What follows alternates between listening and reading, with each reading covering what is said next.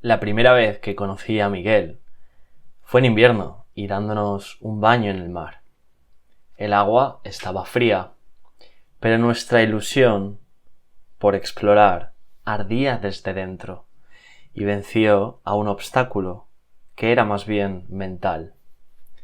Fue una memorable experiencia, origen de una amistad repleta de nuevos desafíos, risas y revelaciones personales. Desde entonces, no hemos dejado de practicar la hormesis o la exposición a la incomodidad, ya sea a través del frío, del minimalismo en la naturaleza, del entreno o de la respiración. En cualquiera de los casos, en la exploración de las capacidades de nuestro cuerpo y de nuestra mente, sentimos la libertad del niño que juega sin expectativas.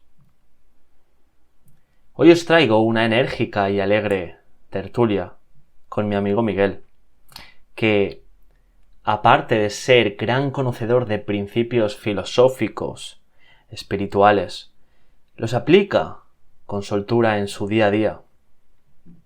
Además, es instructor de respiraciones por Oxygen Advantage, enfocadas en la salud holística, y con él he practicado varias sesiones que me han ayudado a ser más consciente de la relevancia de nuestra respiración, para mejorar la calidad de vida y eficiencia de nuestro cuerpo.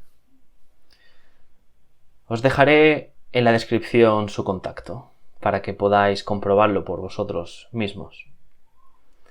Así pues, en esta tertulia hablamos sobre la libertad, sobre la incomodidad voluntaria como estilo de vida, sobre espiritualidad y su diferencia con la religión, sobre la red neuronal por defecto o el estado al que tiende la mente cuando no hacemos nada, sobre herramientas para conocernos mejor y mucho más. Con lo que más me quedo hoy es con la bondad, la integridad y la facilidad que tiene Miguel para guiarnos por el sendero de la vida y, sobre todo, con las buenas sensaciones sentidas a nivel personal, tanto durante como tras la charla. Espero que la disfrutéis tanto como yo. Hasta entonces.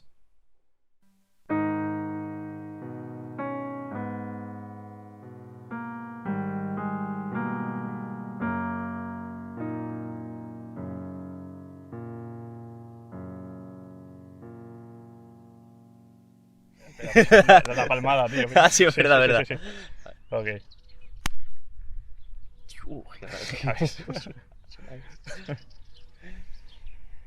Miguel, ¿por qué crees que estamos aquí?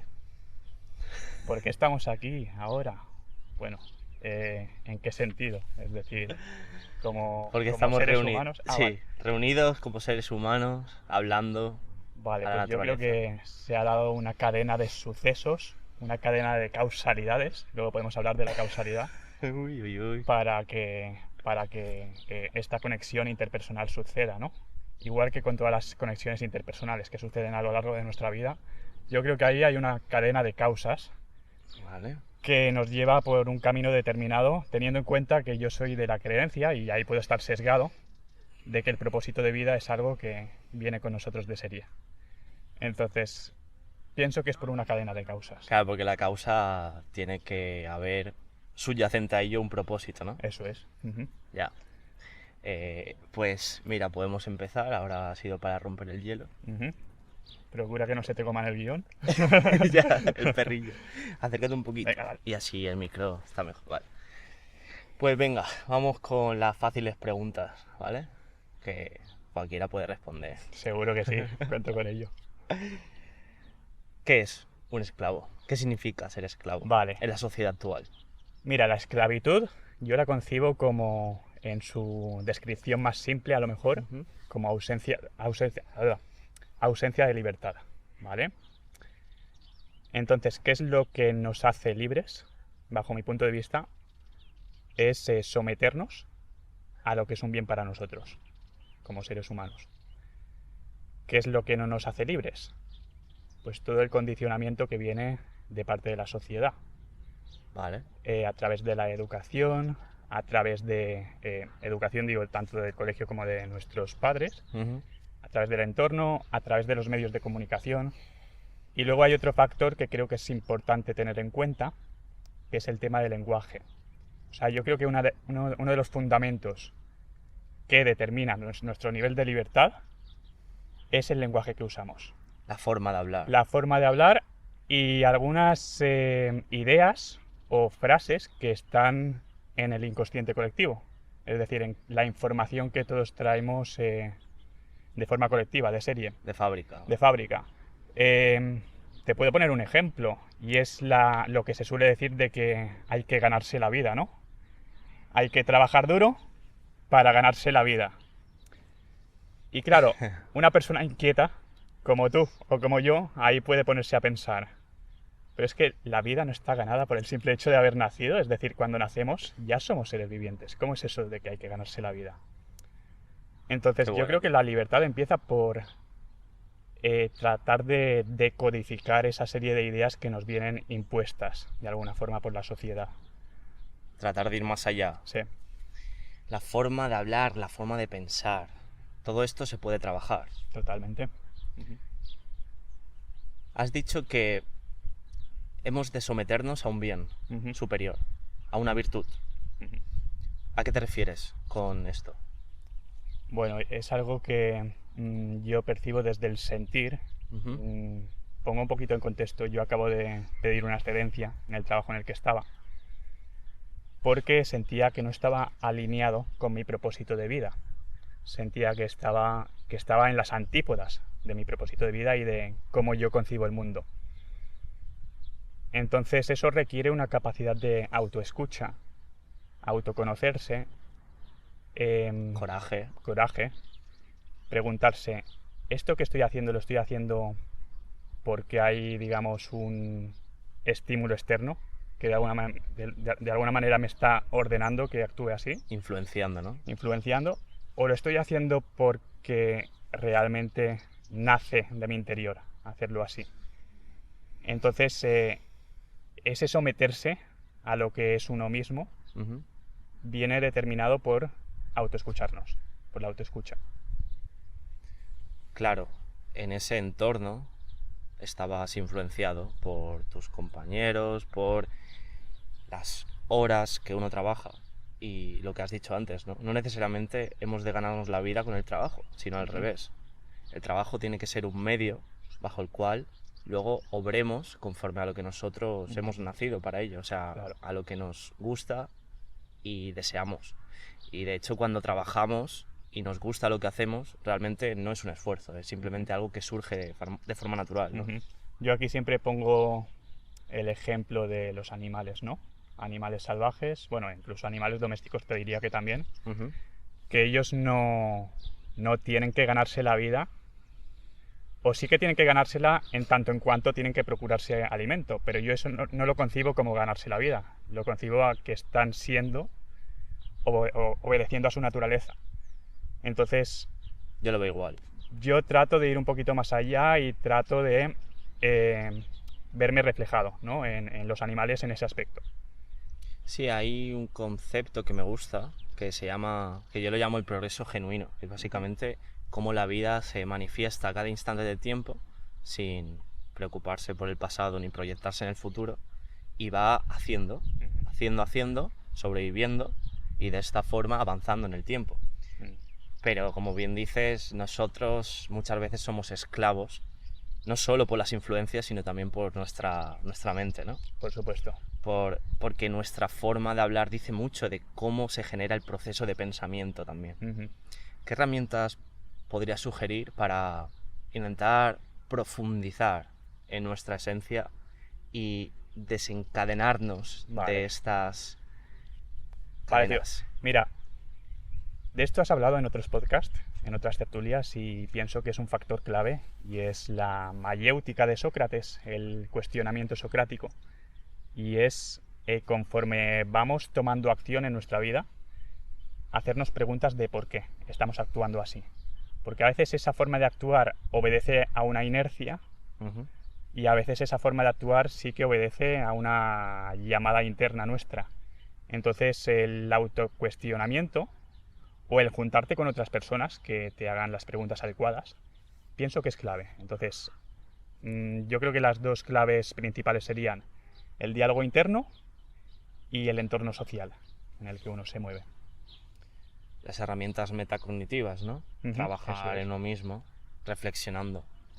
¿Pero tú crees que tiene límites esta reflexión? Que también hay que dejar espacio y pararse para que surja el sentir, porque tú antes me has dicho que opinas desde el sentir. ¿Pero qué me estás diciendo con esto? Claro, la pregunta es si hay que dejar espacios, ¿no? de tiempo para que surja este sentir. Todo el espacio enorme, claro, subconsciente, que está ahí latente. Claro. Mira, pienso que a día de hoy,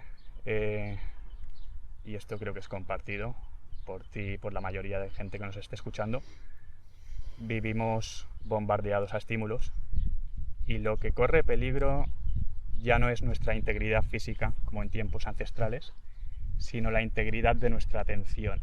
O sea, la atención se ve como algo que se puede mercantilizar, ¿no? Y a partir de ahí pues nos llegan las notificaciones en base a los algoritmos porque saben lo que nos gusta y lo que no. Y para lograr ese espacio pues tenemos que alejarnos de ese torrente de estímulos. Ahí es donde entra en escena la exposición a la naturaleza, bajo mi punto de vista, la meditación, la impredecibilidad, o sea, someternos a lo impredecible, también creo que es importante. Y básicamente tratar de desapegarnos de aquello que nos genera esa dopamina. En este caso, pues en la mayoría de personas es el teléfono móvil. Creo que ese espacio se genera a partir de ahí. A partir de hacer ese esfuerzo, porque quieras que no, conlleva esfuerzo y no es fácil.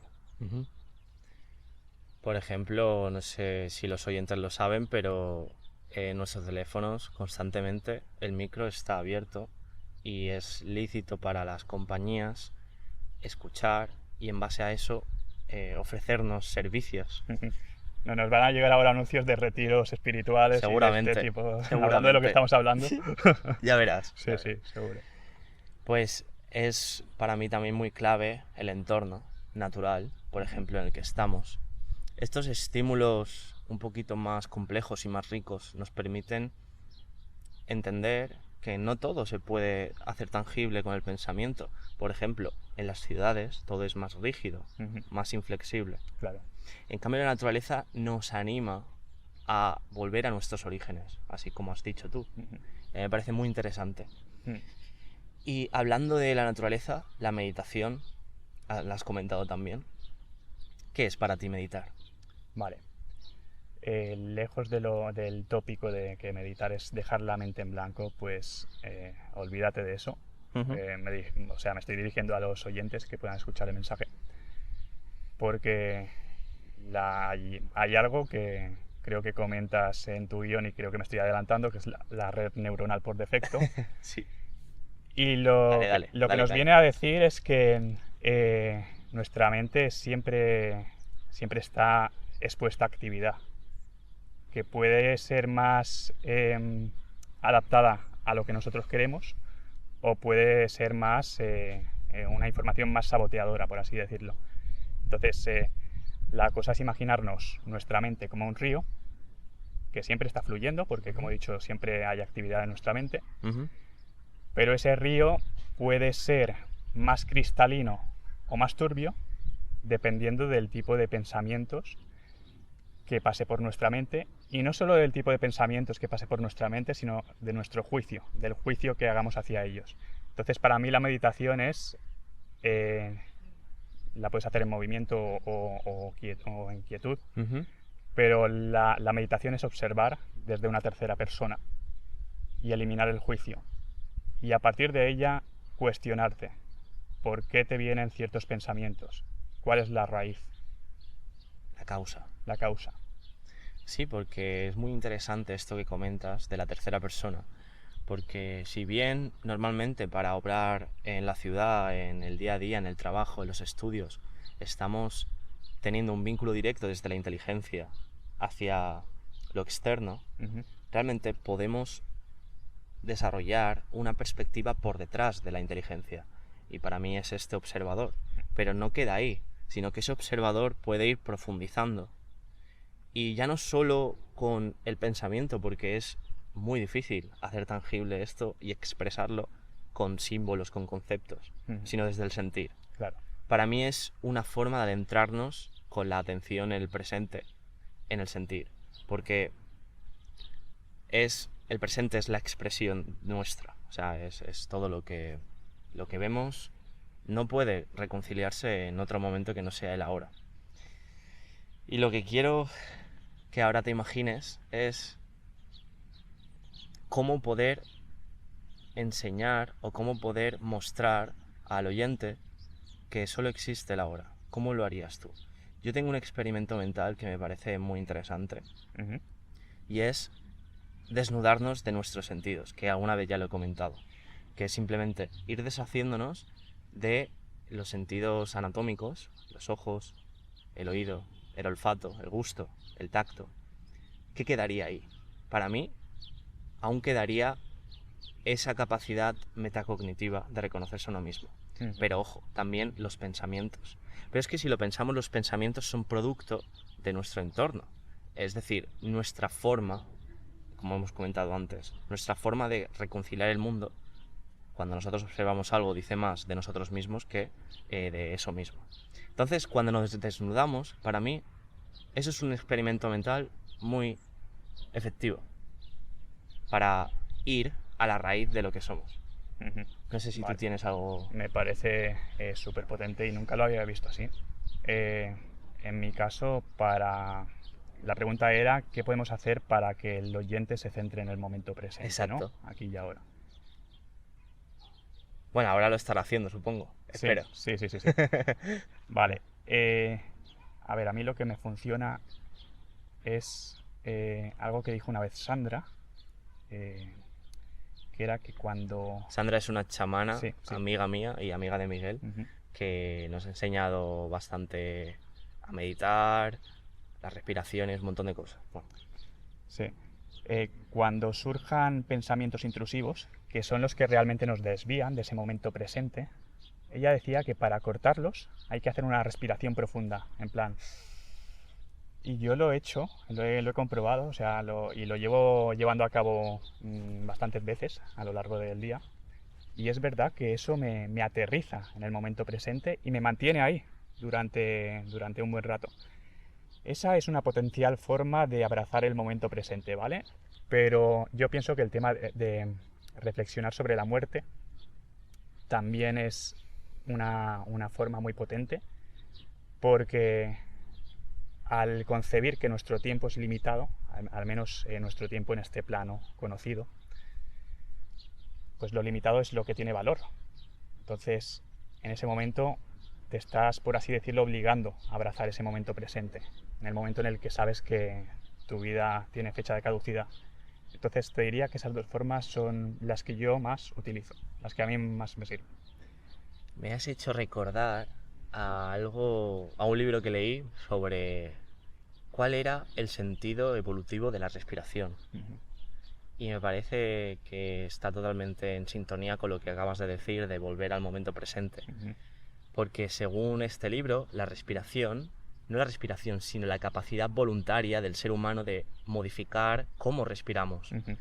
Bien podría ser como el corazón o como cualquier otro órgano interno que simplemente actúa independientemente de nuestra voluntad. Pero ¿por qué podemos controlarlo deliberadamente, este sistema de respiración? Pues resulta que las conclusiones eran que podemos controlarlo para poder influir sobre nuestro estado interno, voluntariamente. Es que la respiración es muy potente. Sí, totalmente. Y tú lo sabes. Es un medio de equilibrio mental, emocional, un medio para llegar a esa homeostasis, ¿no? Y yo pienso que... Homeostasis es el equilibrio fisiológico interno. Sí. Equilibrio interno. Sí, voy a intentar no usar demasiados tecnicismos, No. pero me los aterrizas de todas formas. Yo pienso que hay dos cuestiones ahí que tenemos 24/7 para lograr ese equilibrio, ¿no? Para lograr esa capacidad de equilibrar nuestros estados mentales y emocionales. Una es la respiración y otra es nuestra postura. ¿Vale? No sé si quieres que profundicemos ahí. Vamos con la respiración primero, que Vale. creo que puedes ofrecernos un abanico tanto de conocimiento como de herramientas para poner en práctica en nuestro día a día. Vamos con la respiración. Vale, perfecto. ¿Tengo vía libre o me quieres hacer alguna Vía pregunta? libre. Vale. La respiración. La respiración, como he dicho, es una forma de generar ese equilibrio, pero es mucho más que eso. Y tal y como yo la concibo, pues es una herramienta muy holística, porque también a través de ella podemos llegar a estados no ordinarios de conciencia, tratar de acceder a los recovecos más profundos de nuestra psique también, y a través de la respiración también podemos mejorar nuestro rendimiento físico. Sé que he ido un poquito desordenadamente, pero bueno, es lo primero que me ha venido a la mente. ¿Cómo mejoramos nuestro rendimiento físico a través de la respiración? Pues Primero, antes, te voy a cortar. Sí. ¿Cómo está la situación actual, por ejemplo, en la sociedad de la respiración? ¿Cómo respiramos? ¿Respiramos bien, en general? Y luego, si quieres, vamos a... Vale, sí, porque si no me voy por las ramas y mejor que haya un orden. Sí, la forma en la que respiramos está totalmente desincronizada con el contexto en el que estamos. Entonces, de ahí podríamos sacar que respiramos mal. ¿A qué te refieres con el contexto? ¿A nuestro estilo de vida? Sí, mira, voy a tratar de profundizar en eso y me voy a referir a los tiempos ancestrales, ¿vale? Como referencia. Como referencia. El hecho de hiperventilar, que es lo que yo trato de prevenir en mis sesiones, la hiperventilación. A ver, ¿cómo sería la hiperventilación? ¿En plan, respirar por la boca agitado o cómo? Sí, normalmente por la boca, en plan como si tuvieras un ataque de ansiedad. Igual no tan exagerado siempre, pero a modo inconsciente la gente suele respirar así, o incluso también se puede hiperventilar por la nariz. Pero suele respirar de una forma en la que respiraría una persona que se ve expuesta a una amenaza en la que corre peligro su integridad física. Entonces, en los tiempos ancestrales, el hecho de hiperventilar pues iba unido al tipo de peligros que podían amenazar tu integridad física, como que se te apareciera un depredador, ¿no? O que te encontraras con una tribu enemiga, ¿vale? ¿Qué es lo que pasa ahora? Pues que con cada nuevo avance, pues siempre hay un precio a pagar. Eso es una regla que yo creo que se viene cumpliendo desde el principio de los tiempos de la humanidad. Qué bueno. Y en los últimos 100 años, el avance tecnológico ha hecho que ese precio a pagar sea que detectemos esas amenazas que antaño detectábamos en forma de depredadores a través de cosas mucho más superfluas, como el hecho de, por ejemplo, presentarte a un desconocido, hablar en público, el tema del miedo al rechazo, el miedo al no reconocimiento. Superfluas para nuestra muerte, nuestra supervivencia. Sí, para nuestra supervivencia desde un punto de vista de lo que sería ancestralmente. Sí, ¿no? comparación. En comparación. Y claro, el torrente de estímulos que nos da ese tipo de amenazas, entre comillas, es constante, no se para nunca en el ritmo de vida que llevamos. Entonces, eso hace que esa hiperventilación se cronifique y, por lo tanto, el reflejo de la hiperventilación, que es la ansiedad o el estrés, también se cronifique. Y a partir de esa base es a partir de la cual yo trato de dar una terapia para recodificar la forma en la que respiramos para que esté más habituada al contexto. Sí, el estrés crónico actual es la fuente de muchos problemas y muchas enfermedades también, ¿no? Porque nuestra fisiología está acostumbrada desde nuestros tiempos ancestrales a vivir en dos estados. Uno es el simpático. Nuestro sistema nervioso tiene dos formas de obrar. Uno a través del simpático, que es cuando uno está activo, en alerta, un poco estresado. Y otro es el parasimpático, que es cuando uno vuelve a la relajación, activa la digestión, segrega saliva, etc.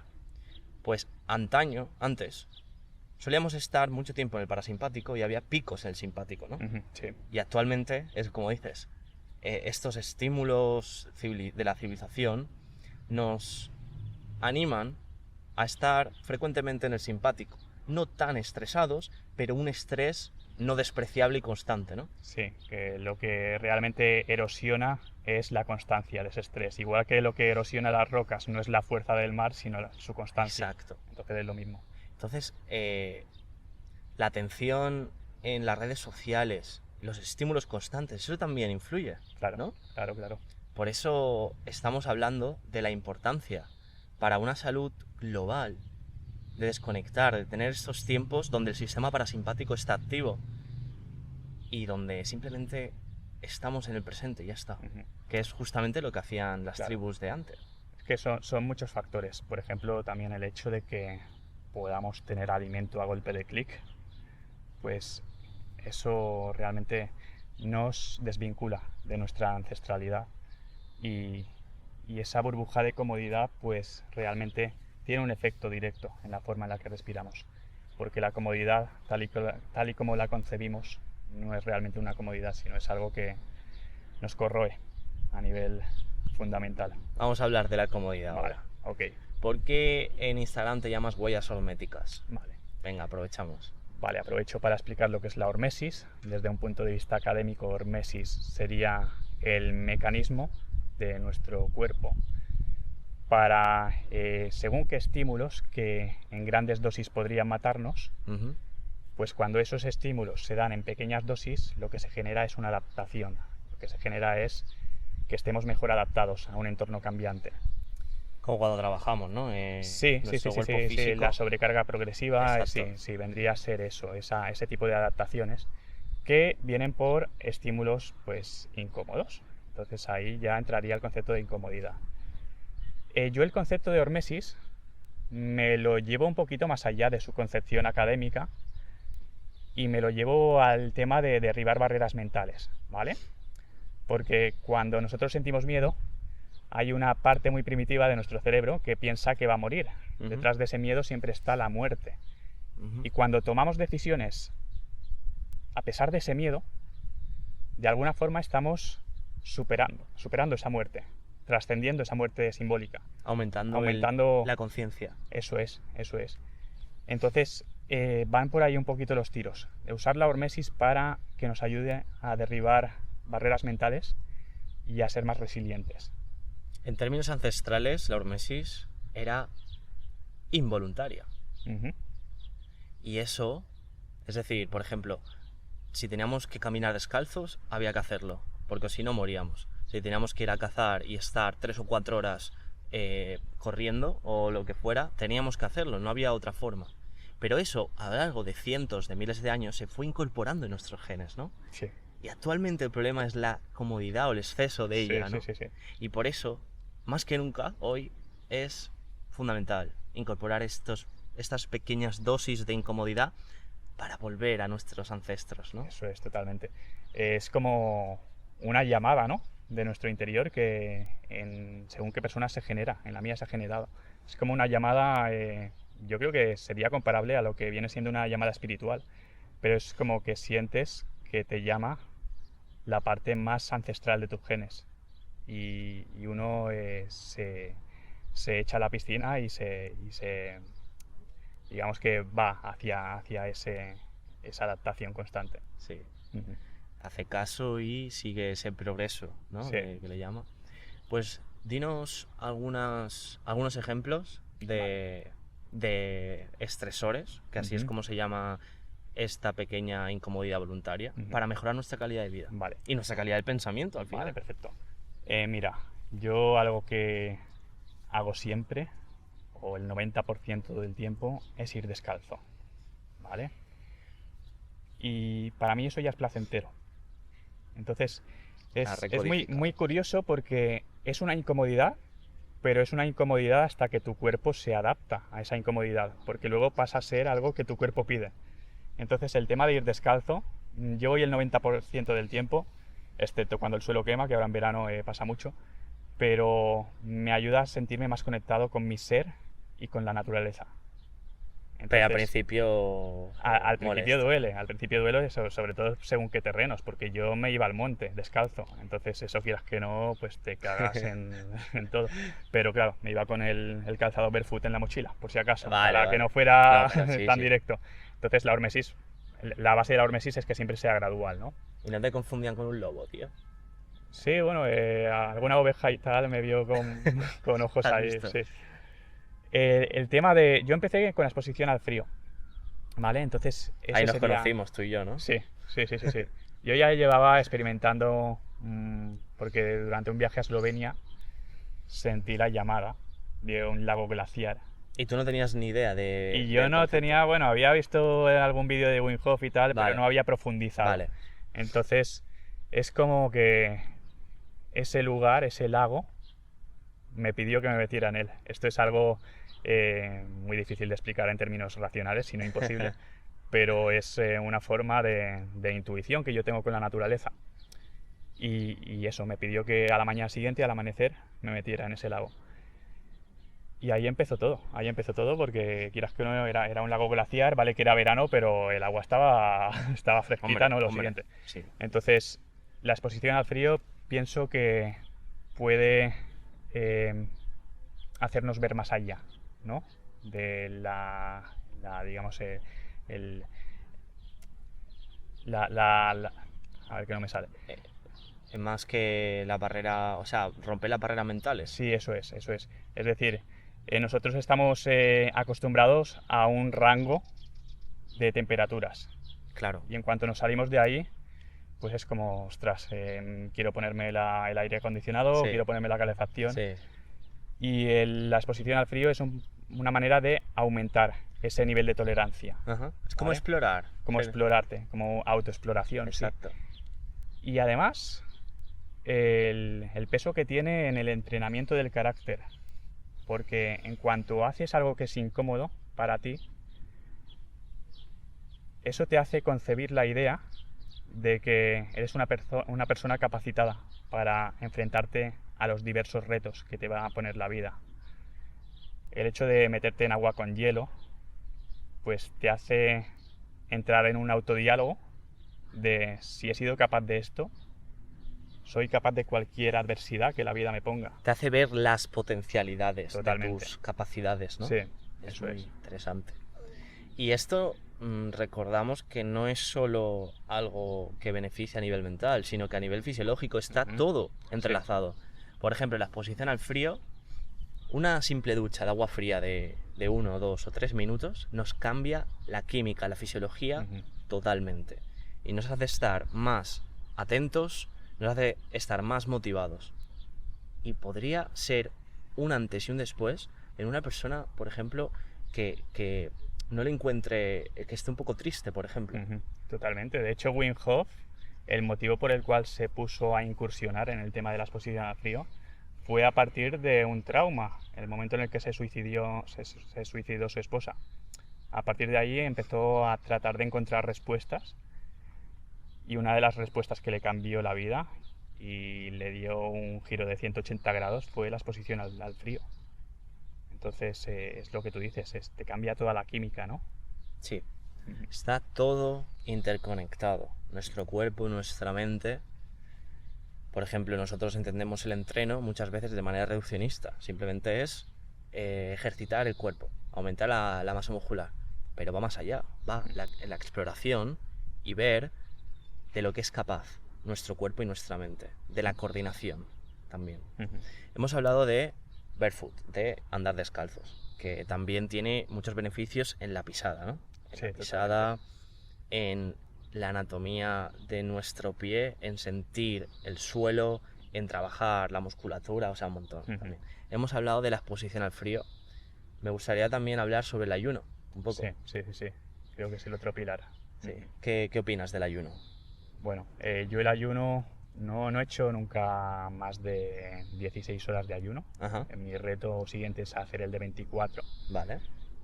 Pero para mí, yo siempre me lo llevo a la parte más mental, ¿no?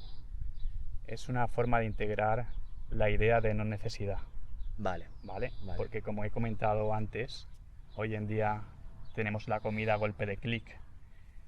Y ese golpe de clic muchas veces responde más a una cuestión emocional que, bueno, muchas veces, la mayoría de veces, que a una cuestión de que realmente nuestro cuerpo necesite nutrirse en ese momento. Entonces, para mí el ayuno es una forma de hackear ese modo de pensamiento que de algún modo nos impone la sociedad y tratar de concebir esa idea tan budista de la no necesidad, ¿no? De que comer es algo que haces para sobrevivir. Sí. Y que está bien el placer, pero el placer tiene que ser esporádico en ese aspecto, porque el exceso de comida, pues todos sabemos a lo que conlleva. Y el placer descontrolado nos puede alejar de quienes somos realmente, ¿no? Totalmente. Sí, es que la abundancia, al final, genera una pérdida de valor. Si tenemos mucha comida y comemos por inercia, por cosas emocionales, pues vamos a dejar de valorarla. Claro. Para mí el ayuno me ayuda bastante también. Por ejemplo, por las mañanas suelo hacer ayuno. Y la lucidez que te puede dar un estado de ausencia de alimentos en el estómago. Porque el cuerpo ya no necesita encargarse de la digestión, por ejemplo. Y es que si lo pensamos desde una lógica evolutiva, nuestros ancestros, cazadores, su estado promedio, su estado habitual, era el de ayuno. Y no porque estuvieran 1 o 2 días en ayuno, el cuerpo le iba a decir, oye, no te muevas, estate ahí, porque se iba a morir él, su tribu, claro, y todo. O sea que al final yo creo que es explorar y desmitificar las limitaciones autoimpuestas de nosotros mismos. Y esto nos sirve perfectamente para ello. Andar descalzos, la exposición al frío, el ayuno y muchas más cosas. Es simplemente estar abierto a la vida, ¿no? Yo de hecho, enfatizando el tema que has dicho de que cuando comes constantemente, pues constantemente tu sistema digestivo está trabajando y eso te priva de esa lucidez mental, yo se lo he comprobado y es verdad que mi rendimiento cognitivo se dispara cuando hago ayunos. Lo he comprobado y es algo que noto. Es verdad que el ayuno igual no es para todo el mundo o al menos hacerlo del modo en que lo hacemos nosotros, porque yo hago 16 horas, 15-16. Pero yo creo que la curiosidad tendría que llevarnos por lo menos a probarlo y a partir de ahí sacar nuestras conclusiones. A nivel de rendimiento cognitivo, yo en mi experiencia es muy potente. Y luego hay una cuarta pata en el tema de hormesis, que para mí es el entrenamiento focalizado en hacer movimientos complejos. Okay. O sea, el PNM. Programación neuromotriz. Sí. ¿Por qué?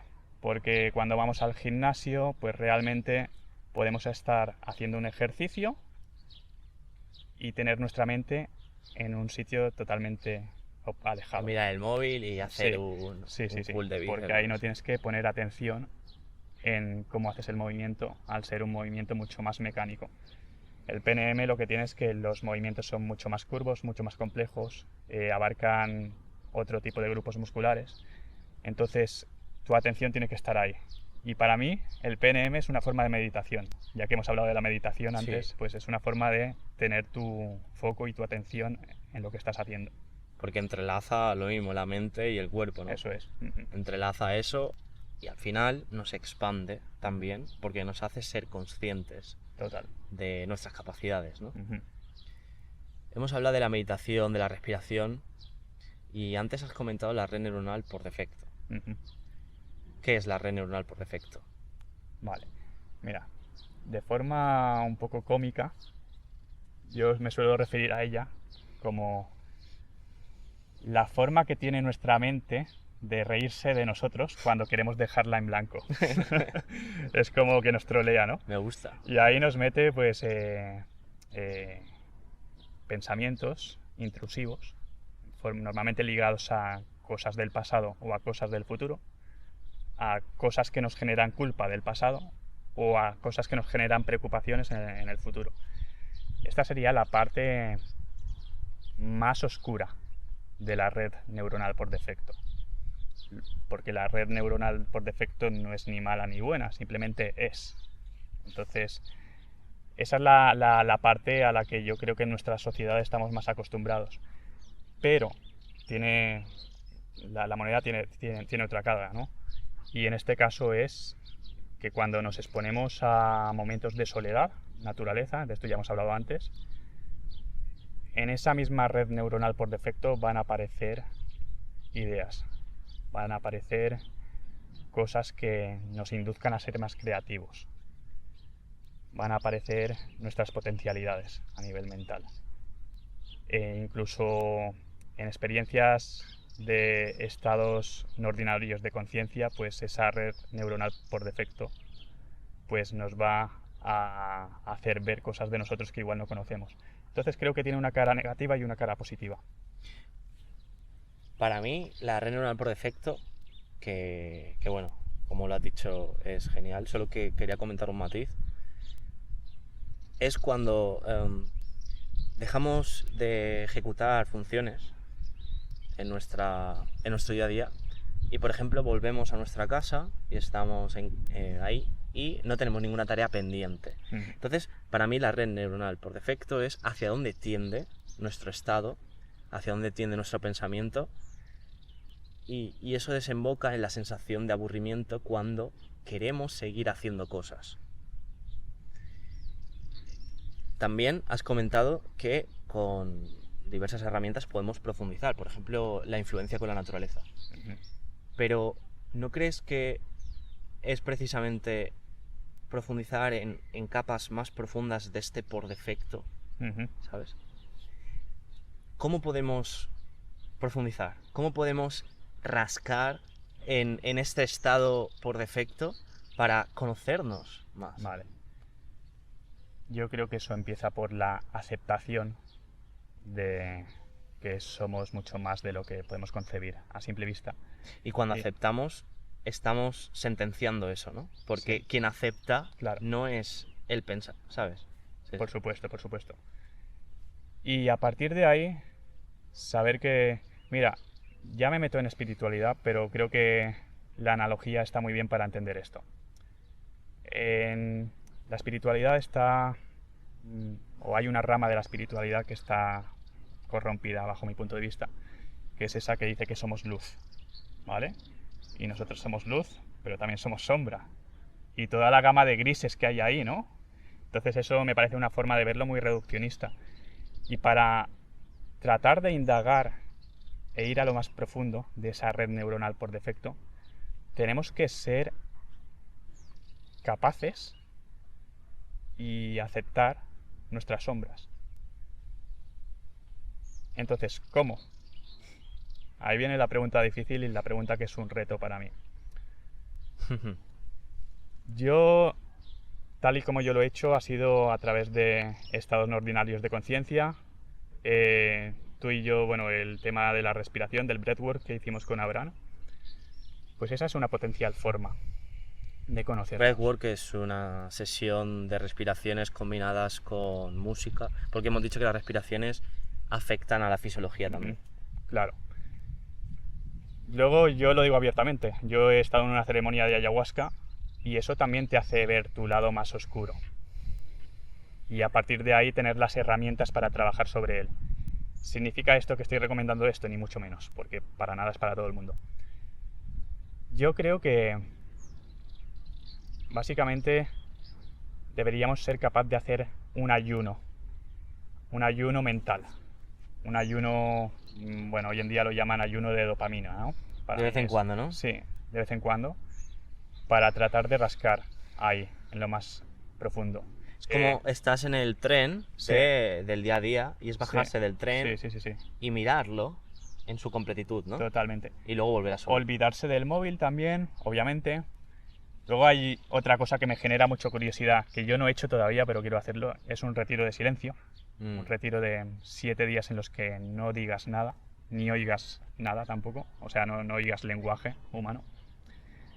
Y eso, pues quieras que no, te va a hacer rascar, ¿no? Porque estás totalmente privado de todo aquello que te pueda perturbar. Entonces lo único que te queda es ir hacia adentro. Sí. Entonces mi visión es esa, tío. No puedo dar muchos más consejos. Bueno, que no son, lo de la ayahuasca no es un consejo, y lo del breathwork, pues está bien probarlo, pero tampoco, son herramientas al fin y al cabo. Mira, para mí, el hecho de vivir en el día a día, con mayúsculas, ya es una forma de adentrarnos en nuestra red neuronal por defecto. Porque vivir con mayúsculas significa prestar atención en el presente. Y en concreto, prestarte atención a ti. Y para mí es una carrera de fondo. Está bien y es genial incluso para conocerse aún más, hacer sesiones de meditación, hacer breathworking, incluso de vez en cuando, pues profundizar con distintas terapias que puedan encontrarse. Pero para mí es una forma de vivir. Claro. Y antes lo que has dicho de que es reduccionista ver que solo somos luz, está bien, somos luz y sombra, pero ¿quién es el que juzga y dice que somos eso? ¿Sabes? Para mí es una vuelta de tuerca y decir, vale, ¿puedo hacer tangible aquel que dice que somos luz y sombra? ¿Quién es ese? Para mí la luz y la sombra es el yo actual, el que está en la superficie, pero subyacente a él hay algo un poquito más etéreo, ¿no? Que no sabemos concretar. Y ya que estamos aquí, ¿por qué te sientes tan cerca de la espiritualidad? ¿Vale? ¿Y qué es la diferencia de una doctrina religiosa, por ejemplo? Vale. La espiritualidad creo que es inherente al ser humano. Acércate un poquito. Vale. ¿Por qué me siento tan cerca de la espiritualidad? Pues, obviamente, mira, yo siempre tengo la idea de que puedo estar sesgado, ¿vale? De hecho, hay el pensamiento de Descartes de que lo único seguro es que estoy pensando, ¿no? Entonces, obviamente lo que te digo aquí pues puede estar sesgado por mi sistema de creencias, pero para mí es una puerta hacia la esperanza, la espiritualidad. Para mí es una puerta hacia la unidad, porque constantemente vivimos enfrentados los unos a los otros.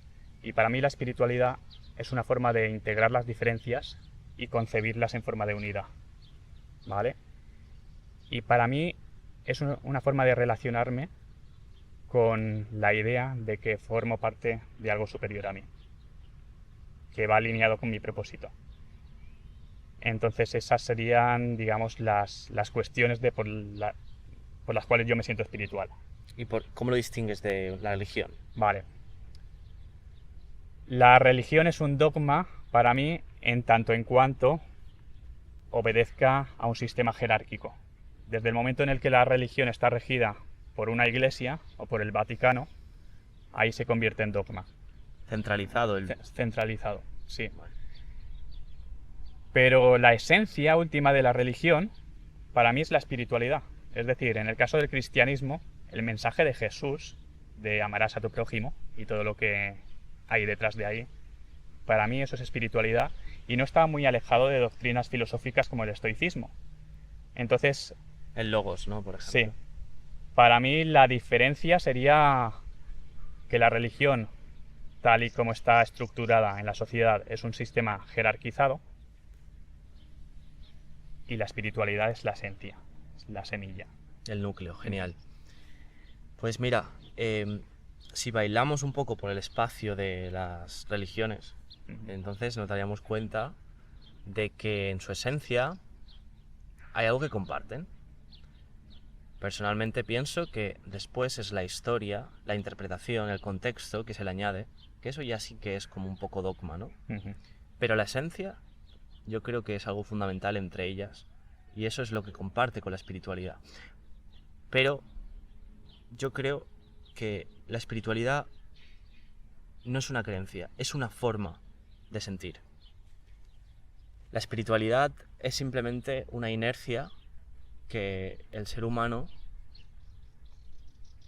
converge, a la que el ser humano converge cuando reconoce su propia ignorancia, personalmente. Porque reconoce la infinita ignorancia dentro de esta isla de conocimiento que es la realidad física. Y al reconocerla, intenta buscar su yo. Pues es una forma de llamar a este yo mayúsculo, es una forma de intentar concretar.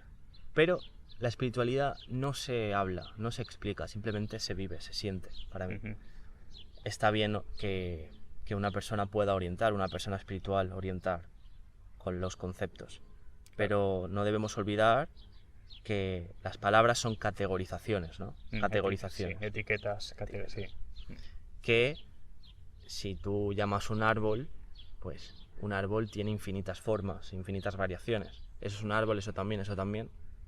Pero el árbol simplemente tiene una esencia por sí mismo. Y no debemos olvidar eso. Y es que si estamos en la ciudad hay millones de estímulos y nosotros estamos sesgados por lo que es relevante. Nosotros vamos a trabajar y no vemos todo nuestro entorno desde casas a trabajo, que eso es realmente lo que es la vida. Y muchas veces buscamos hacia el futuro, ¿no? Buscamos que llegue el fin de semana, etc. Pues para mí la espiritualidad es esa vuelta a uno mismo, ese reconocimiento de la oscuridad y dentro de la oscuridad sentirse cómodo, sentirse que está fluyendo en la vida. Bueno, me enrollo un poco. No, pero me parece súper interesante tratar de, a través de la espiritualidad, eliminar esa ansiedad hacia lo desconocido, ¿no? Hacia la muerte, hacia temas que racionalmente no tienen respuesta. Entonces, me parece que, de hecho, coincido en el hecho de que no es una creencia, sino una forma de vida. Vale. Para mí, por ejemplo, cualquier tipo de orientación, digamos, del pensamiento, está atribuida a una persona conocedora. Pero el reconocimiento de uno mismo, cuando uno de verdad lo integra en su sentir, para mí eso es una forma de sabiduría. Yo te voy a preguntar, ¿cuál es la diferencia entre conocedor y sabio, entre describir lo que es y ser, y entre explicar y sentir? Vale. Es más o menos lo mismo, sí, para mí. Vale. Conocedor y sabio. ¿Qué distingue a un sabio? Por ejemplo, perdón. Sí. Sabemos que hace miles de años había personas que dejaron huellas enormes independientemente del conocimiento que tuvieran. ¿Pero por qué? Bueno, te dejo ahí. Vale. Conocedor para mí es la persona que tiene los datos, que tiene, digamos, el hemisferio izquierdo, que es el analítico, ¿no? El que se basa en la teoría, en los datos. Y un sabio es una persona que con el conocimiento que tiene, que puede ser mayor o peor, eso lo plasma en la experiencia. Y ese plasmarlo en la experiencia hace que ese conocimiento tenga un valor trascendente al simple hecho de referirse a él como datos, como simple información vacía. ¿Vale? No sé si quieres que responda a las otras también. Sí, por ejemplo, cuando nosotros leemos un libro, cuando alguien habla y nos da información, nos describe lo que es. Las dos cosas. ¿Cuál es la diferencia entre describir lo que es y ser? Yo creo que es muy parecido a lo que has comentado. Vale, yo creo que sí.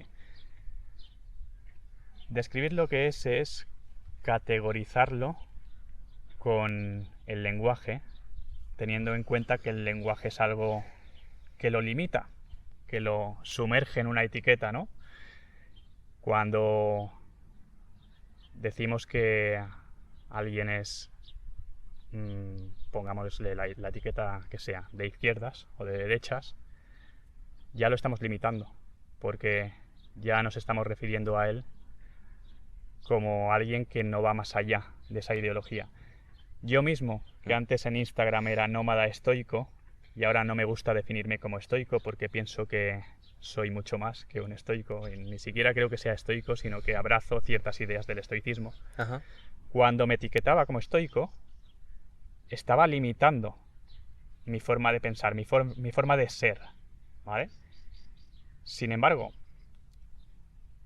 la otra parte era ser, ¿no? Sí. Vale. Cuando eres, actúas más desde el sentir. Vale. Y el sentir no tiene las mismas limitaciones que tiene el lenguaje. Entonces aquí podría entrar el arte, ¿no? Claro. Que el arte es una forma de expresión que para mí tiene Claro. más que ver con el ser que con el describir lo que es. Ujú. Porque ahí plasmas todo lo que tú estás sintiendo en ese momento. Mira, para mí, un experimento mental muy oportuno sería imaginarnos si nuestras capacidades, de forma abstracta, estuvieran en una línea recta infinita, ¿vale? Ujú. Y ahí pudieras simplemente estuviera el sentir, explicar todo. Y con el lenguaje fraccionáramos esa línea infinita. Ujú. Y no solo la fraccionamos, sino que decimos que toda la línea infinita equivale a puntos de esa línea. Decimos, vale, esto es una cosa, un concepto, esto es otra. Y nos olvidamos del espectro continuo de toda la línea, ¿vale? O sea, para mí describir lo que es una invención del pensamiento. Y ser es una propiedad inherente de la naturaleza.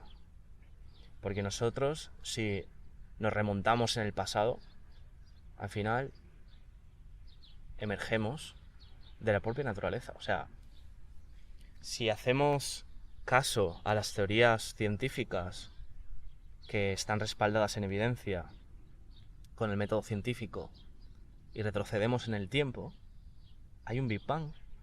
Ese Big Bang era un punto infinitamente denso que no tenía espacio y se produjo en un instante de tiempo brevísimo. O sea, nosotros emergemos de la nada. Se supone que de una fluctuación cuántica, pero eso es un poco más Hipotético. hipotético. Vale. Sí. Entonces, vamos a hablar un poco de ciencia, venga. ¿Ves algún vínculo entre la espiritualidad y la ciencia posible? Bueno, a día de hoy veo que hay más puentes de unión que nunca. Es decir, veo que hay personas en la religión que son científicas y viceversa. Pero sí que a lo largo de la historia pienso que son dos formas de entender el mundo que han estado constantemente confrontadas. Y ambas han tenido parte de la culpa, ¿no? En la religión, en tiempos de la Santa Inquisición, pues en cuanto alguien decía algo que tiempo más tarde se ha comprobado por la ciencia, pues esa persona era un hereje. Esa persona era alguien a quien, en el mejor de los casos, dar una reprimenda, en el peor de los casos, quemar en la hoguera o guillotinar, ¿vale? Esa es la parte más dogmática de la religión y la parte más peligrosa. Uh-huh. Pienso que la ciencia no ha llegado a esos extremos, obviamente, pero sí que tiene una parte también dogmática que yo la llamo cientifismo. Bueno, creo que de hecho se llama así. En tiempos de la Ilustración, la ciencia trató de decir a través de su discurso, no la ciencia, sino esta parte más cientifista, ¿vale?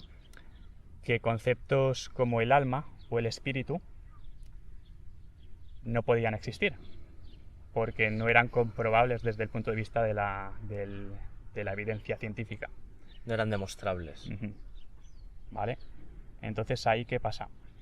Que las personas que estaban, digamos, abrazadas a esta parte más espiritual, de alguna forma eso allanó el camino para que se vieran marginadas, ¿no?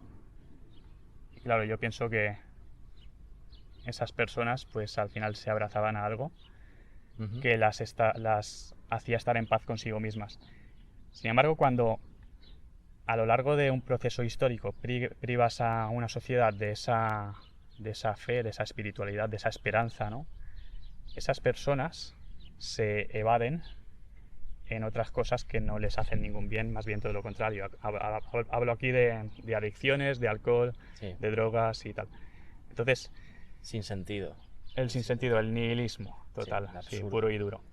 Entonces, pienso que es más importante que nunca que exista ese puente de unión entre ciencia y espiritualidad para que ninguna de las dos partes se sienta atacada. No sé si respondo a tu pregunta o no, o me he ido por las ramas. No, sí, pero, sí. okay. Está bien Vale.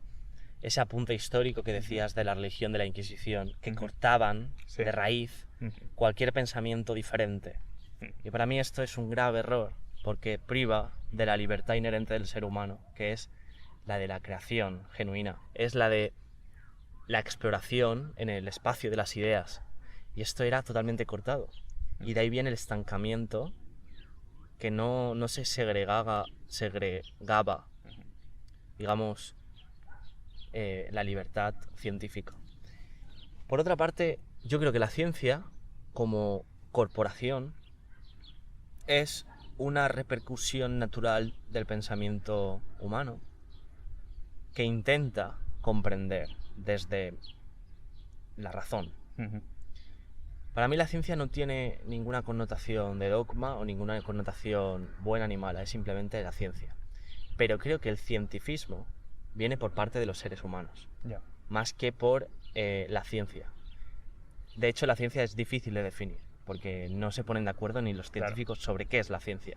Pero sí que hay una apertura, sí que hay un método de exploración que se basa en la crítica con la observación, la hipótesis. La posibilidad, ¿no? También. Sí, la posibilidad. En este espacio de ideas, hipótesis y crítica, que es muy parecido a cómo nosotros descartamos las ideas que, bajo nuestro juicio, no consideramos válidas. O cómo la vida sobrevivió a medida de prueba y error. Es muy parecido. Pero el problema, yo creo que viene en el cientifismo, en el dogmatismo científico del humano, con los sesgos del humano, del ser humano que se impone, ¿sabes? Y sí, actualmente lo que se necesita, primero de todo, es un trabajo personal, de apertura. Entonces, cuando hay apertura en cada científico, en cada persona espiritual, es posible el puente, es posible la conversación entre físicos, teólogos, personas espirituales, porque al final son etiquetas. Nosotros estamos aquí por un bien común más profundo, que es el entendimiento de nuestra esencia, ¿no? Yo creo que el científico también puede ser una persona espiritual, una persona religiosa, al igual que el religioso puede tener una connotación hacia evaluar la realidad para entenderla, ¿no? Y bueno, esto es un tema que podríamos grabar otro podcast, ¿no? Sí, grabar otro podcast. Pero bueno, solo diré unas cuantas palabras finales, y es que es verdad que en la Inquisición había un predominio más clásico de la ciencia, un predominio donde se veía al universo como una obra de ingeniería mecánica. Un reloj, por ejemplo, es el ejemplo paradigmático. Pero a medida que fue evolucionando la ciencia, y en concreto con el desarrollo de la relatividad de Einstein y de la cuántica, se empezó a percibir que la realidad estaba interconectada, que la realidad necesitaba del rol del observador como algo fundamental. Si quieres, otro día vamos a hablar de esto, porque tiene mucha tela, ¿vale? Tiene mucha chicha.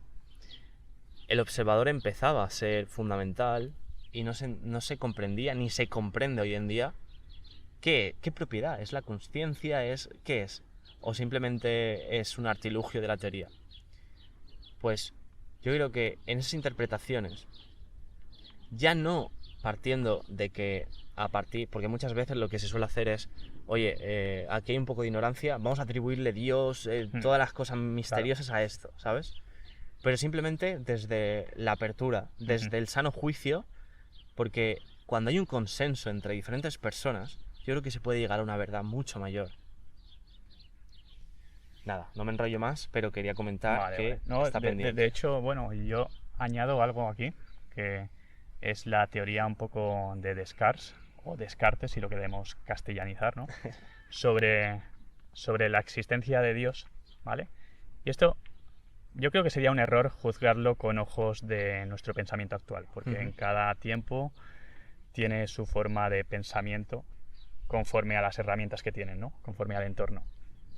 Vale, Descartes decía que el mundo se rige por la dualidad, ¿vale? Porque si existe sombra, existe luz, si existe día, existe noche, si existe frío, existe calor. Entonces, Descartes se refería al ser humano como un ser imperfecto, porque es un ser que comete errores y que duda. Y haciendo caso a esta ley de la dualidad, pues si existe lo imperfecto, tiene que existir lo perfecto. Y ahí es donde Descartes concebía la idea de Dios, en esa, digamos, ese opuesto al ser humano. Entonces, pienso que es interesante, ¿no? Qué bueno, sí. Obviamente yo no creo en esa teoría, pero es interesante ver cómo una persona científica, como Descartes, racional, se refería a la existencia de Dios. Luego está la otra parte que a mí me genera más curiosidad, ¿no? La del hermetismo. Y es que nosotros somos la proyección de un pensamiento, de una mente pensante, a la que se llama el todo. O somos el prompt que ha escrito a través de una inteligencia artificial. Entonces, no sé, es un tema que me parece muy curioso y en el que yo me considero muy ignorante, pero siempre me gusta tener en cuenta las diferentes concepciones que le podemos atribuir a Dios. ¿Con qué escuela o con qué pensamiento personal te sientes más cómodo a la hora de concebir a Dios? Vale. Actualmente. ¿O qué es Dios primero para ti? Te diría que no me acuerdo del concepto, o sea, de la palabra. Seguro que luego me viene. Pero hay una palabra que se refiere a todo lo que forma parte de la naturaleza como Dios. Es decir, ese árbol es Dios, una piedra es Dios, un río es Dios, una cascada es Dios. Eso es una forma de verlo desde el punto de vista de diferentes corrientes espirituales, las corrientes más, podemos llamarles chamánicas, las corrientes indígenas de Sudamérica. Y luego está, bueno, la que he comentado antes del hermetismo, que también me genera muchas dudas. ¿Seremos el pensamiento de una mente superior? Yo creo que hay muchas relaciones entre cómo, lo que hemos hablado antes, cómo la vida ha logrado sobrevivir a partir de prueba y error y cómo nuestro juicio descarta las ideas que considera descartables a partir de prueba y error. ¿Quién sabe? A lo mejor somos una concepción de prueba y error de una mente pensante. Pero claro, hay muchas cosas antropocéntricas que estamos invocando aquí, ¿no? Claro. Porque estamos trabajando por analogía también, la mente pensante. Personalmente creo que si estoy muy convencido, bueno, con lo que me has dicho, de que la naturaleza misma, por sí misma, está el logos, está esa entidad. Sí. Pero claro, eso se llama panteísmo. Panteísmo, vale. Sí. Pero cualquier intención de tangibilizar a Dios es infructuosa, ¿no? Claro. Porque debería ser algo que no se puede describir, básicamente. Incognoscible. Exacto. Sí. Pero en todo caso, Dios sería una verdad, ¿no? En el caso de referirnos a Dios como parte de cada elemento de la naturaleza. ¿Qué es la verdad? Bueno, la verdad... Existe primero de todo. Para ti. Si existe, yo no la poseo. Vale. ¿Vale? En el caso de que exista. La verdad yo creo que es subjetiva. Es decir, en el momento en el que se concibe la verdad como algo absoluto, yo creo que eso puede de cierta manera problemas. Sí se convierte en autoritarismo, en dogma. Entonces, la verdad va más alineada desde mi punto de vista con la capacidad de escuchar diferentes puntos de vista, a partir de ellos experimentar, llevarlos a la experiencia y a partir de esa experiencia sacar tus propias conclusiones. Yo creo que eso es lo que más podría acercarse a la verdad, pero no sería la verdad en términos universales, sería la verdad en términos subjetivos. Vale. No creo que haya una verdad universal. Vale. ¿Y qué opinión tienes sobre las verdades sentidas que no pueden describirse? Por ejemplo, los iluminados en budismo, ¿no?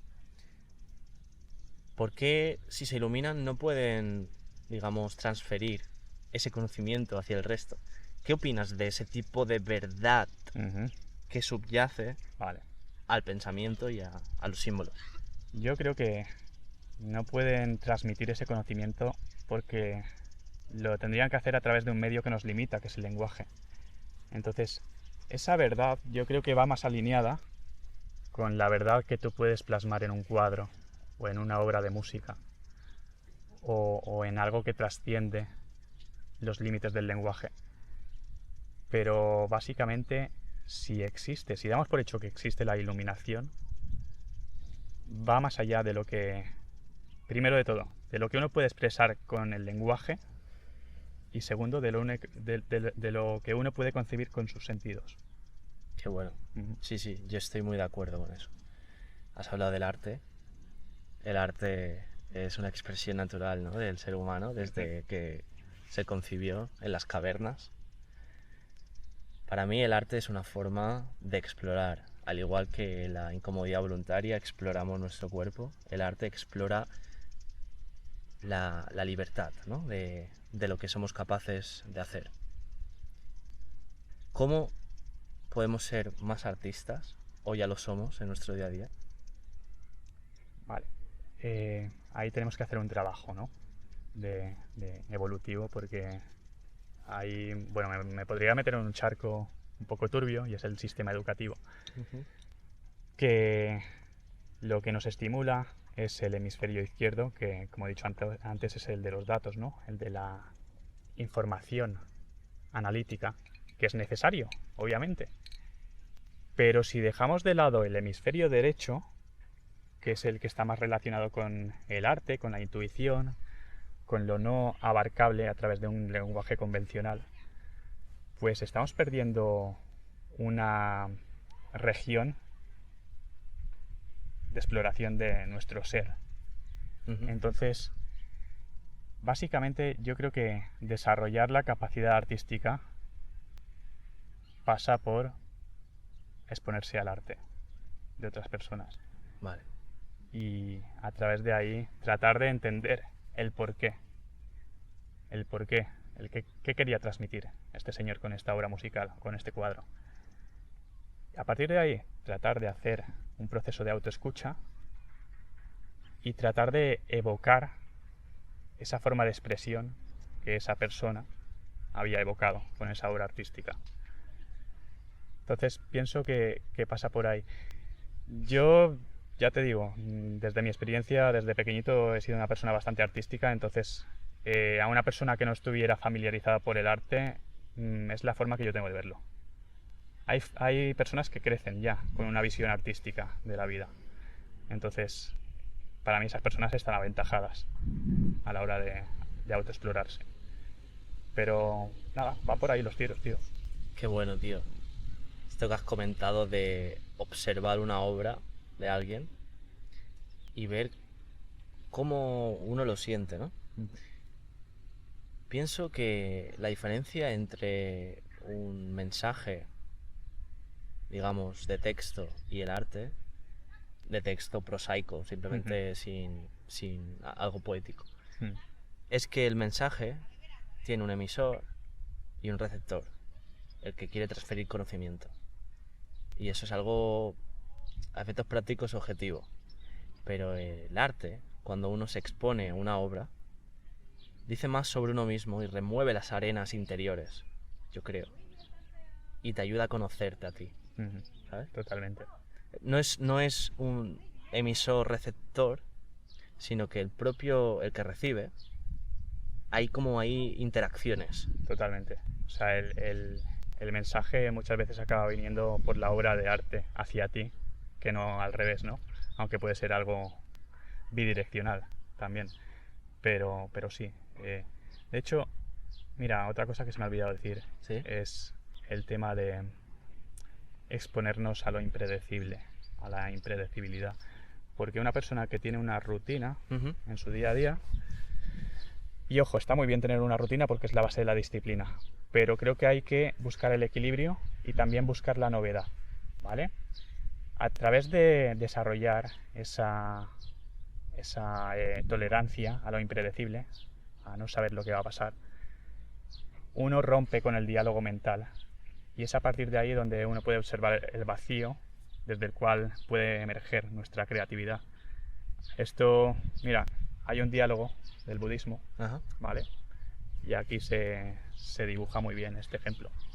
Y es un maestro y un discípulo. El discípulo le pregunta: maestro, ¿qué es Buda más allá de Siddhartha Gautama? Y el maestro le responde: la flor florecida de un almendro. Y claro, el discípulo ahí se queda: vale, ¿y esto qué tiene que ver? Creo que no me ha entendido, voy a preguntárselo otra vez. Pero maestro, creo que no me ha entendido. ¿Qué es en esencia Buda? Y el maestro le responde: la luna llena iluminando de color plateado la niebla de los prados. ¿Vale? Y claro, ahí el maestro realmente, no sé si lo captas, pero le está haciendo un regalo al discípulo, porque está cortando con el modo lógico, ¿no? En el cual estamos constantemente anclados. Qué bueno. Y desde ese vacío uno es capaz de que emerjan su creatividad, sus potencialidades. Pero hay que estar dispuestos a someterse a ese vacío, a esa impredecibilidad, y a partir de ahí tratar de plantar algo. De hecho, otra cosa que tiene mucho peso en este diálogo es que el maestro le estaba dando respuestas muy, muy bellas poéticamente. Entonces eso hace que, aparte de ser impredecibles, pues tengan ese componente de arte. Entonces pienso que esa impredecibilidad es clave. Es muy inspirador lo que has dicho, porque muchas veces vemos con el modo automático, pero es que en cada gesto, en cada palabra, hay infinitud de belleza y complejidad si uno se para a observar. Y justamente me ha hecho recordar una pequeña historia también, de historia en historia. Dale. De una madre y su hijo que paseaban por un camino lleno de flores. No sé si te lo he contado. Creo que no me suena. Vale. Y entonces había ahí una flor roja, muy bella, y el hijo le pregunta: mamá, ¿qué es esa flor? Y le dice la madre: es una rosa. Entonces siguen con el camino, siguen viendo las flores, el niño súper entusiasmado por todo el paisaje. Al día siguiente vuelven a pasar por el camino. Le dice: mamá, no me acuerdo cómo se llamaba esa flor. Y le dice la madre: una rosa. Y el niño pues sigue paseando con la madre y observa, pero bueno, bien, normal. Entonces al día siguiente siguen paseando por el camino, pasan de largo.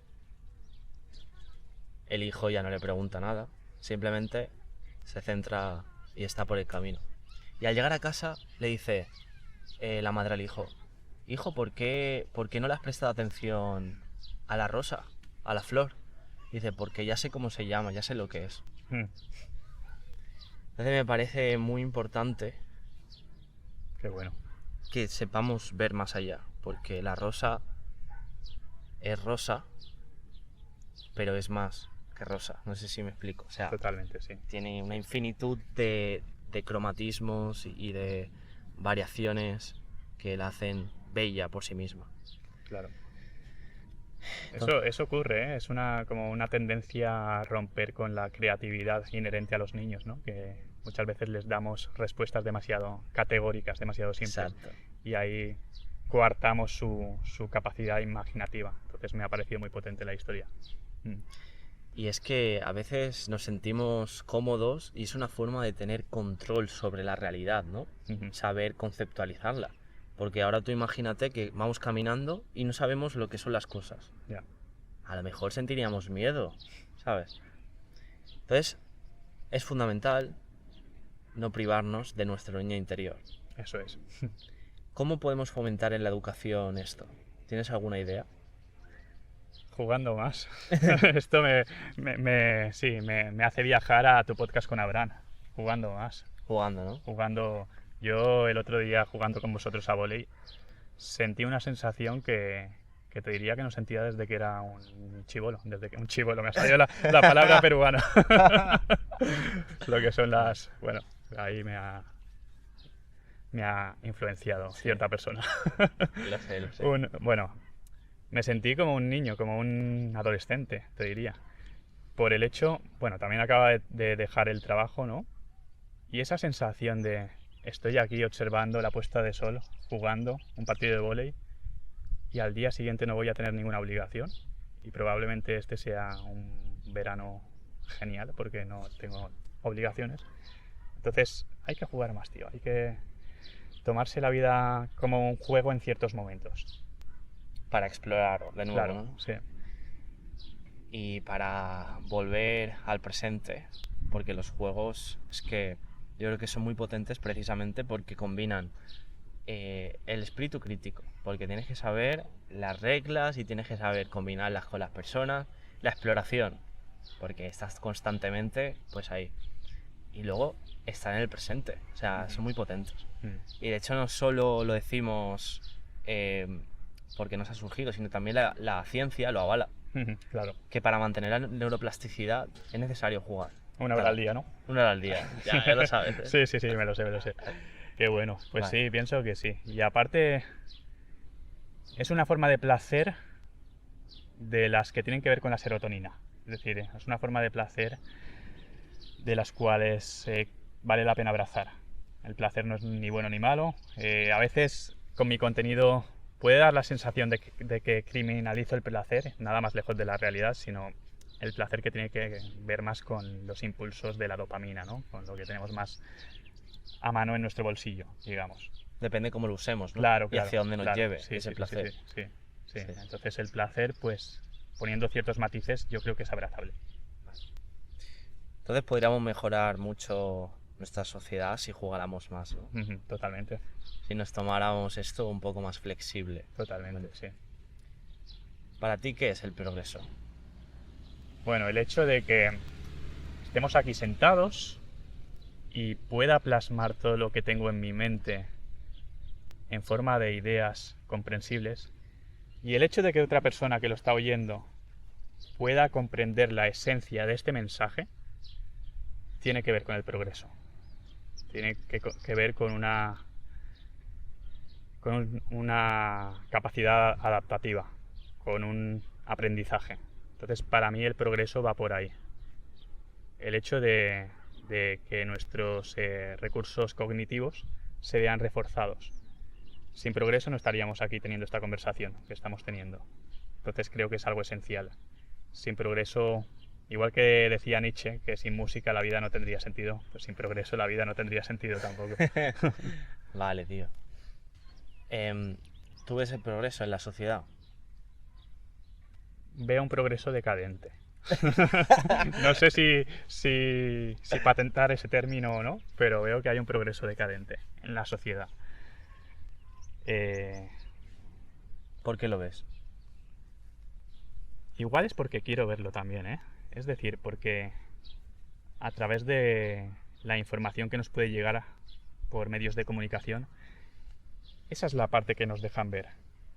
La parte de la criminalidad, la parte de las desgracias, la parte de nuestra poca conciencia hacia el medio ambiente, la parte en la que las diferencias son algo que nos alejan y nos hacen estar constantemente combatir entre nosotros y no algo que nos integra como unidad. Entonces, te diría que hay cierto sesgo porque eso es lo que nos enseñan los medios de comunicación. Quizá, quitando de la ecuación estos medios de comunicación, sí que podría existir un progreso. Lo que pasa es que no hay una vía para que yo lo pueda percibir. El sentir. ¿El sentir? El sentir sería una forma de progreso, sí. Totalmente. Pero sí. De hecho, claro, yo me muevo en un entorno social, el grupo de amigos que tengo contigo y bueno, la demás otra gente, que en cierta manera me hacen ver que hay un progreso. Y claro, nosotros no somos el ombligo del mundo.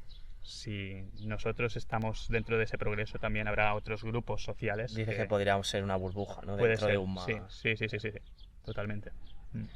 Pero para ti el progreso entonces sería invocar la metacognición, invocar ese conocimiento interno, ¿no? Y sugieres que según lo que vemos en los medios de comunicación, no se percibe eso. Eso es, sí.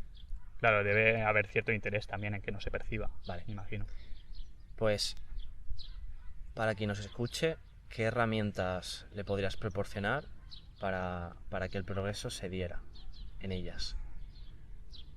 Bueno, el propósito de dejar el mundo un poquito mejor de lo que está, que yo creo que todos lo tenemos dentro, ese propósito, y todos podemos hacer pequeñas acciones para dejar nuestro entorno un poquito mejor.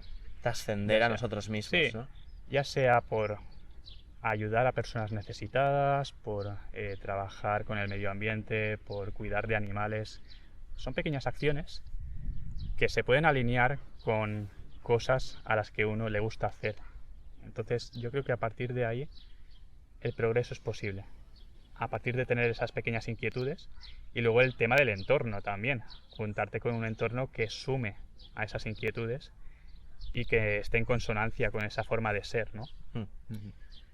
Para mí el progreso no es tanto lo que uno hace, sino cómo lo hace y por qué. Es decir, uno puede ser profesor, uno puede ser barrendero, cualquier trabajo, cualquier estudio, pero al final ser es una etiqueta, sino cómo hace uno esto. Es decir, todo lo que hemos hablado hasta ahora, la atención en el presente, la expansión de la conciencia, todo eso para mí es progreso.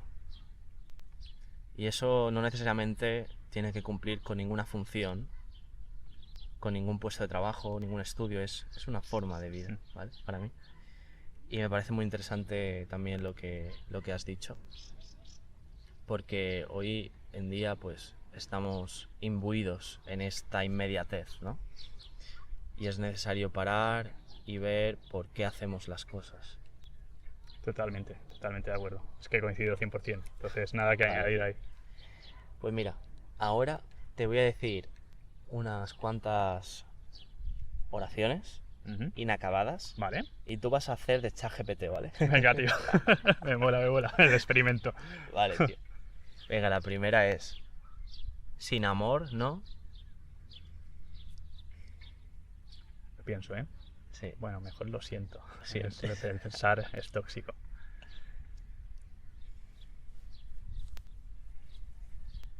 Sin amor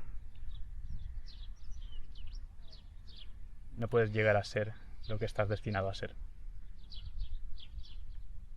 Qué potente, tío. Wow. Lo siento, no me he parado a pensarlo porque el pensar a veces obstruye. Yo también lo he sentido. Sentido de que sin amor no abrazamos nuestra potencialidad, ¿no? Eso es.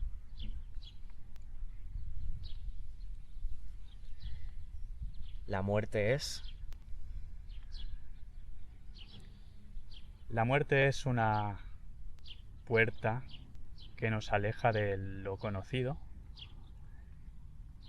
y gracias a la cual podemos aprender a valorar el momento presente, tal como debe valorarse.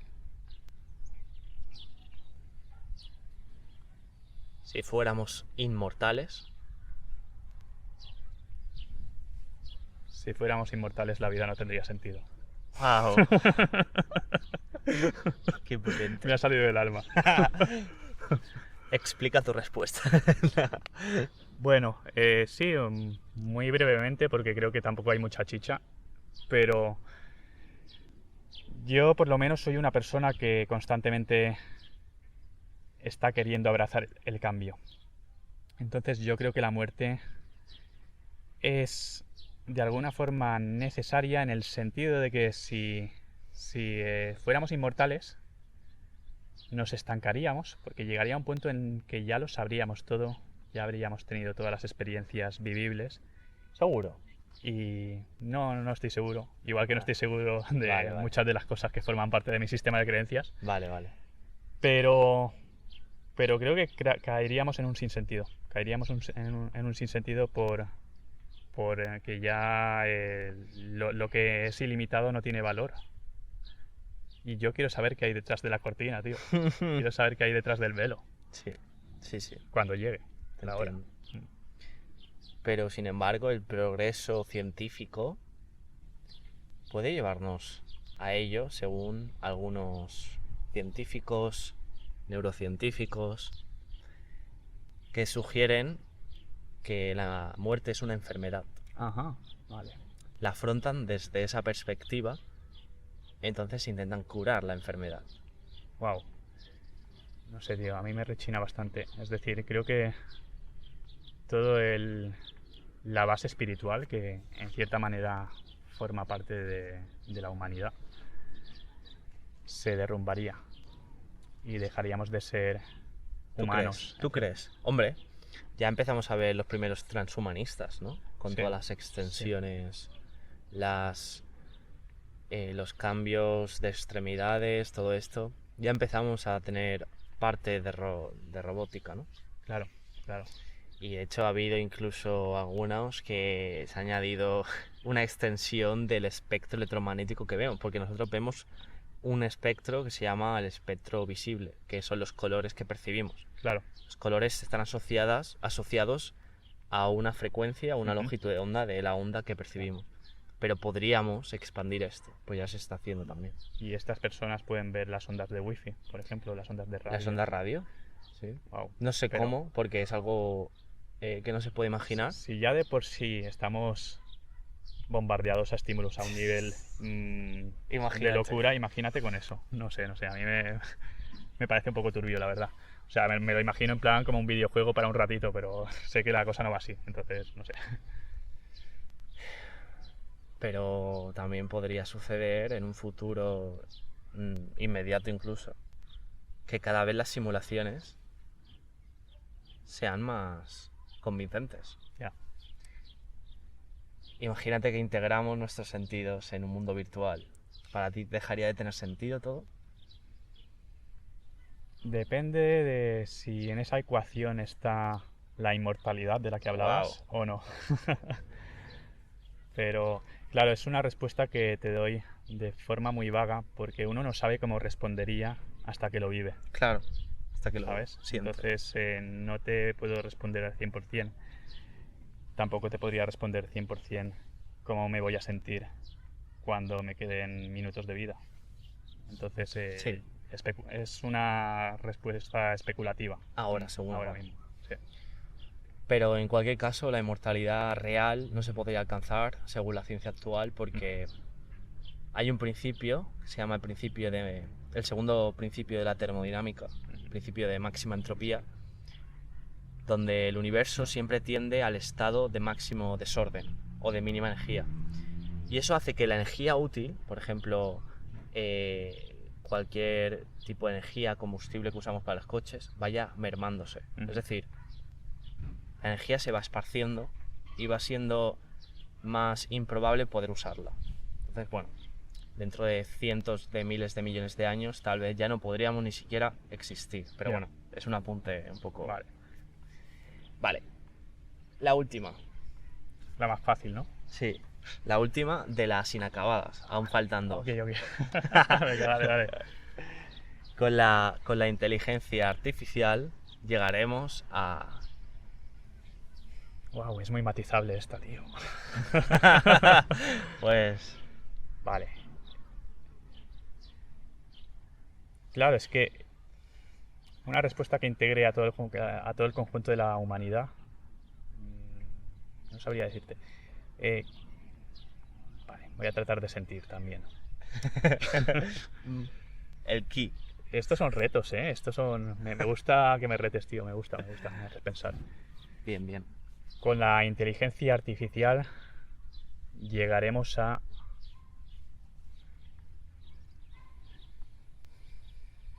desconectarnos de las obligaciones laborales para conectarnos con nuestra capacidad creativa. Qué bueno. Sí. Podrías haber sido mucho más catastrofista, lo sé. Sí. Pero bueno, lo sé. Sí, tiendo a ser optimista. Pero, ¿y si la IA también puede hacer estas tareas creativas? ¿Lo crees posible? Por ejemplo, ya estamos viendo, ¿no? GPT-4 o Stable Diffusion para la creación de obras visuales. Estamos viendo un pequeño atisbo, ¿no?, de creatividad. Sí. ¿Crees que esta creatividad está contenida en el conocimiento humano porque al final es entrenada con los datos que le proporcionamos? ¿O no? Creo que sí. Y añado, creo que el arte siempre va a poder tener un componente humano que no es posible con la inteligencia artificial. Creo que la inteligencia artificial va a hacer cosas muy potentes teniendo en cuenta lo que es, pero siempre el ser humano va a tener la capacidad de innovar y situarse por encima en algún u otro aspecto. Ahora ya podemos ver que la inteligencia artificial tiene fallas en cuanto, por ejemplo, el manejo de las manos, ¿no?, que las suele dibujar deformes y tal. Todo eso se va a ir puliendo, obviamente. Sí. Pero aún así yo creo que va a haber un atisbo en el que la mano del ser humano va a poder aportar cosas que la inteligencia artificial no. Y esto es una creencia, obviamente. Vale. No es que esté convencido. Vale. Ahora te voy a explicar una cosa y en base a eso te voy a hacer la última, ahora sí, de estas preguntas. ¿Conoces el concepto de singularidad? Creo saber lo que es, sí. El mundo de la IA. Bueno, te lo explico para los oyentes también. La singularidad es el punto en el tiempo donde la inteligencia artificial puede mejorarse a sí misma mejor que los ingenieros programadores. Pues ahora imagínate que ese momento se alcanza y que la inteligencia artificial puede aprender y mejorarse su arquitectura, su forma de aprender, mucho mejor que cualquier ingeniero. Ahí tienes un pelín. Es que no me puedo concentrar en lo que estás diciendo, tío. Es que me gustan tanto los perros que estoy ahí.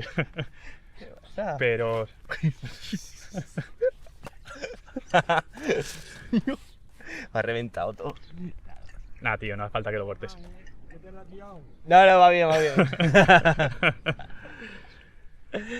Pues lo has entendido lo que... En plan, imagínate que la inteligencia artificial ahora puede mejorarse a sí misma mejor que los ingenieros. Ya. Entonces podría generar mejores estructuras porque al final son redes neuronales lo que hay detrás. Claro. Es decir, digamos, imaginaos como grafos, es decir, puntos con nodos que se conectan y se regulan estas conexiones de tal forma que se genera inteligencia. En analogía con el cerebro, como las neuronas con la sinapsis se conectan. Bueno, puede mejorarse, ¿vale? Entonces, esto se hipotetiza que sería un crecimiento exponencial en cuanto a las capacidades inteligentes de las redes. Y la exponencialidad sabemos que es imparable. Ya. Vale, en base a esto te voy a preguntar, o te voy a hacer una frase inacabada. Venga. Si la singularidad llega, el ser humano... Si la singularidad llega, el ser humano, lo único que le va a quedar es la capacidad de sentir. Vamos a pasar de Homo sapiens sapiens a Homo sapiens sentiens. Sí. Esto, sí. Lo que nos caracterizará será nuestro sentir, dices. O sea, que dices que no pueden llegar a sentir. Pueden hacernos creer que están sintiendo. Vale, emular. Sí. Muy bueno. Sí. De hecho, ya ha pasado, ¿no? Se lo ha creído algún ingeniero de Google. O que se ha enamorado de... Bueno, ahí estaría en juego el sentimiento del humano también. Pero ha habido humanos que se han enamorado de una inteligencia artificial. Ya no es solo cosa de películas. Esto pasó en Ex Machina, creo. Ex Machina, sí. Que se enamoraba el protagonista de la inteligencia artificial, pero esto tampoco está tan alejado de la realidad. No, claro. Yo creo que solo hace falta que le demos, digamos, una estructura humanoide. Sí. Que podamos hacer tangible el cuerpo y poco más. Sí, metes ahí un poco el tema del lenguaje corporal, ¿no? Y pules unas cuantas cosas y ahí ya poco más. Tendrías el campo de cultivo para eso. Sí. Así que con los avances que se han dado en los meses anteriores y con los que se van a dar, estamos abiertos a ver lo que sucede. Ya veremos, ¿no? Sí, yo, como va a ser algo que va a venir sí o sí, no es algo que me preocupe, Sí, lo que pueda pasar. sí. Venga, pues, penúltima pregunta. ¿Cuál es el sentido de todo? De la vida. ¿Cómo dar sentido en un mundo cambiante? El sentido de la vida, esto está muy trillado, ¿eh? Pero es el que cada uno le damos. Y sé que está trilladísimo, pero es lo que, valga la redundancia, yo lo siento así, ¿vale? Y el sentido de la vida puede ser cambiante. Es decir, si me haces esta pregunta dentro de un año, puede ser que te dé una respuesta diferente. No es algo hermético, es algo que va cambiando mediante vamos aprendiendo y mediante nos vamos adaptando a un entorno cambiante. Pero el sentido de la vida para mí te diría que va alineado con alinearse con el motor de la vida. ¿Y cuál es el motor de la vida? El amor. Entonces estar alineado con el amor para mí es lo que le da sentido a la vida. Genial, tío. El fundamento, ¿no? Uh-huh. Me gustó mucho unas palabras de una canción de rap que escuché hace poco. Que decía que el sentido de la vida es no ser para llegar a ser. Qué bueno. No ser en minúsculas para llegar a ser en mayúsculas. Es decir, desapegarse de lo que no somos para llegar a ser con mayúsculas. Pareció... Me suena. ¿De Eso. qué rapero es? Nach. Ah, vale, sí. Sí. Sí. Pues nada, te diría ya que fuéramos cerrando. Vale. Así que nada, muchas gracias por haber estado aquí, de verdad, lo valoro un montón. Y por tu tiempo, tío, invertido. Gracias a ti y sobre todo gracias por hacerme pensar. Porque según qué preguntas y sobre todo las frases inacabadas han sido retadoras. Y ese reto al final pues es un estímulo para mi neuroplasticidad, ¿no? Entonces, joder, te lo agradezco y agradezco que valores que pueda estar en tu podcast teniendo esta conversación y de hecho te invito al mío. ¿Ah, sí? Porque sé que, Genial, tío. bueno, de hecho tuvimos un podcast tú y yo hace un Sí. año, pero las cosas han cambiado mucho, entonces Sí. creo que podríamos darle un enfoque distinto Muchas y más cosas. enriquecedor. Está pendiente el podcast de ciencia un poco, Ujú, ¿vale? sí. Para que, imagínate, yo me pongo en la posición de un científico y tú en la de una persona espiritual. Ajá. Y vamos debatiendo, por Vale. ejemplo. ¿Dónde puede encontrarte la gente? Pues estoy en Instagram como huellas.horméticas, estoy en las plataformas de podcast con el mismo nombre, Huellas Horméticas, y de momento no tengo página web, entonces por esas dos vías es por donde Vale. subo más contenido. Vale. Sí, en tu Instagram publicas contenido Ujú. de filosofía, Sí, de... para mí hay como tres patas, ¿no?, de la mesa.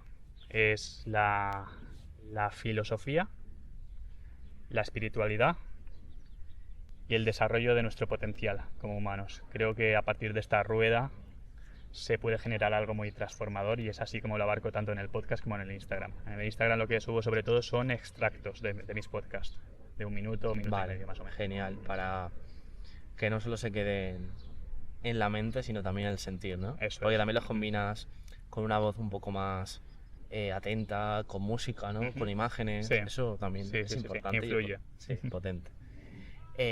Pues nada, si quieres despedir a los oyentes o a los que estén viendo el vídeo con Vale. últimas palabras, ya sea personales o de alguna persona que te haya marcado, etcétera. Bueno, me voy a referir a una cita que creo que resume muy bien e integra buena parte de lo que hemos hablado. Y es que si... ¿Cómo era?